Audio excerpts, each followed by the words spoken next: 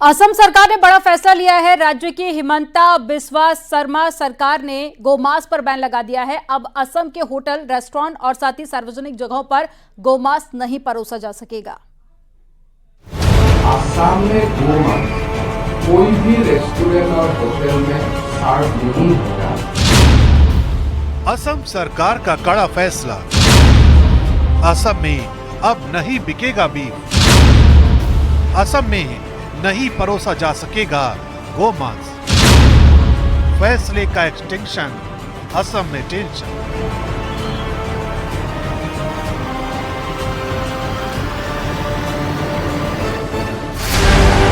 असम की हिमंता बिस्वा शर्मा सरकार के इस फैसले ने पूरे राज्य में सियासी हलचल को तेज कर दिया है। राज्य सरकार ने गोमांस पर पूरी तरह से प्रतिबंध लगा दिया है। यानी अब न तो सार्वजनिक जगहों पर गोमांस बिकेगा और न इसके खाने की नौबत आएगी।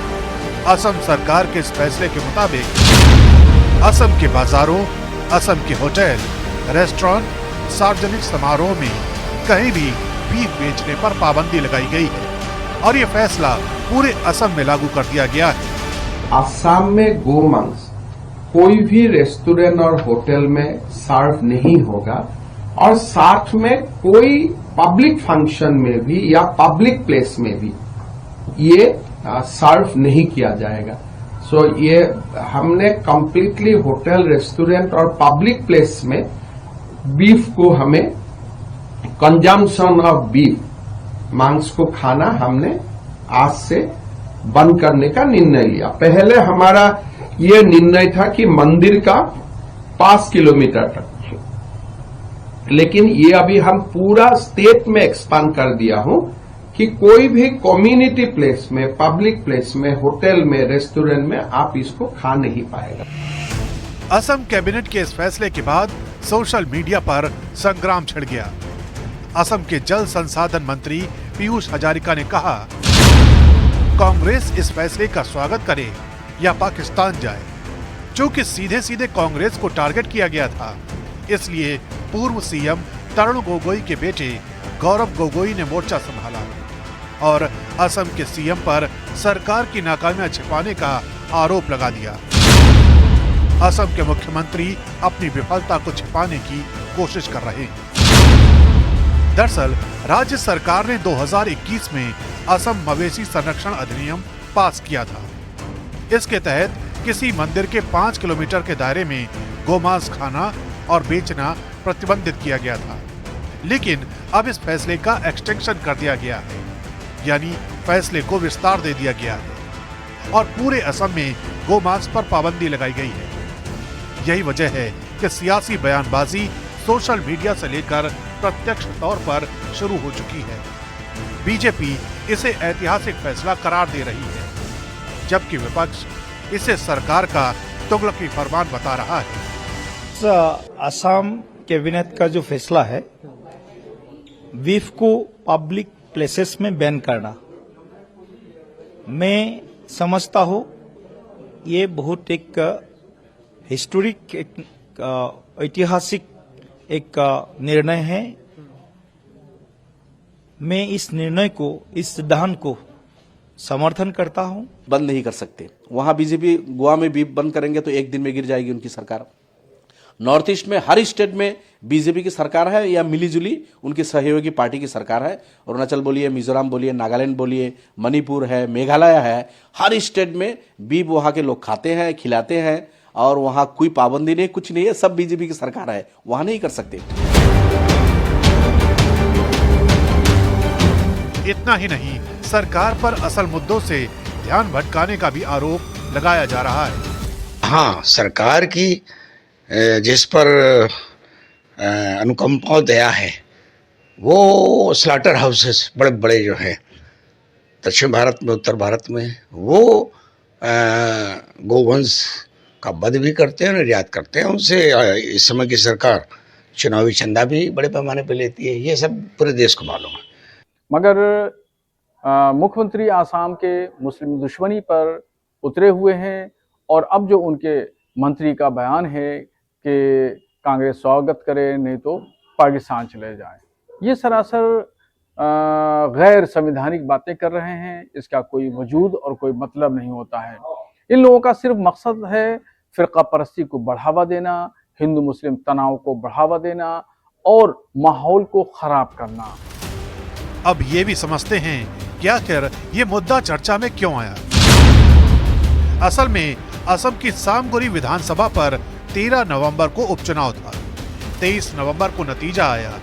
कांग्रेस कैंडिडेट तंजील हुसैन चुनाव हार गए। तंजील के पिता और धुबरी लोकसभा सीट से कांग्रेस सांसद रकीबुल हुसैन ने बीजेपी पर बीफ बांटने का आरोप लगाया। इसके जवाब में सीएम हिमंता बिस्वा शर्मा ने 30 नवंबर को कहा, मैं राज्य में गोमांस पर प्रतिबंध लगाने के लिए तैयार हूं, बशर्ते कि कांग्रेस मुझे लिखित में दे। लेकिन इससे पहले कि कांग्रेस की तरफ से कोई जवाब दिया जाता, असम सरकार ने गोमांस को पूरे राज्य में बैन कर दिया। यही वजह है कि गोमांस का मुद्दा असम की राजनीति में उबाल मार रहा है।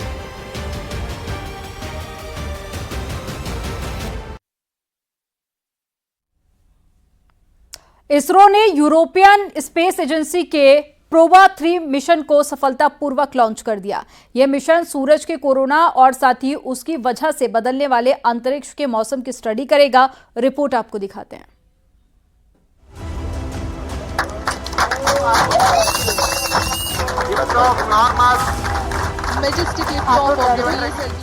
इसरो ने एक्स पर पोस्ट करके जानकारी दी कि PSLV C-59 ने अंतरिक्ष की ओर उड़ान भरकर एक नया इतिहास रच दिया है। ये मिशन सूर्य के बाहरी वातावरण कोरोना का अध्ययन करेगा।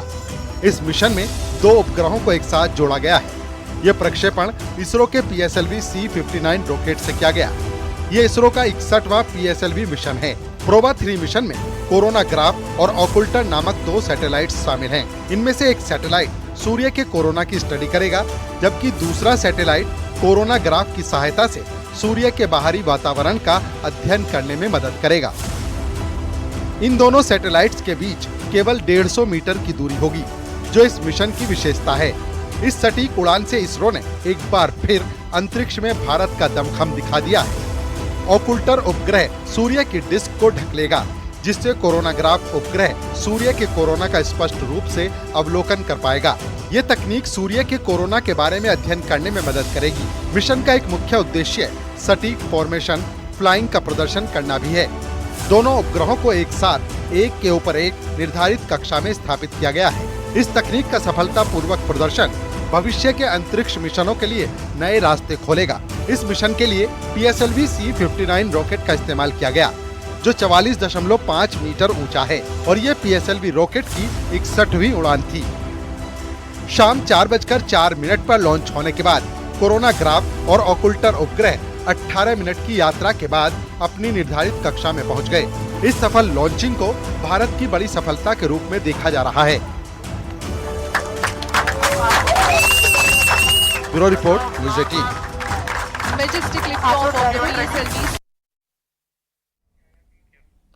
भारतीय तटरक्षक बल ने देश के एक व्यापारिक जहाज के 12 चालक दल के सदस्यों को बचाया है।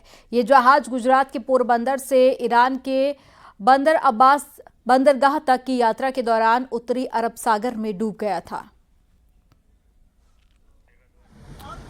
तो तस्वीरें आपको दिखा रहे हैं। 12 चालक दल के सदस्यों को आज बचाया गया। ये जहाज गुजरात के पोरबंदर से ईरान के बंदर अब्बास बंदरगाह तक की यात्रा के दौरान उत्तरी अरब सागर में डूब गया था, जिसके बाद इन सभी 12 चालक को सुरक्षित बचा लिया गया।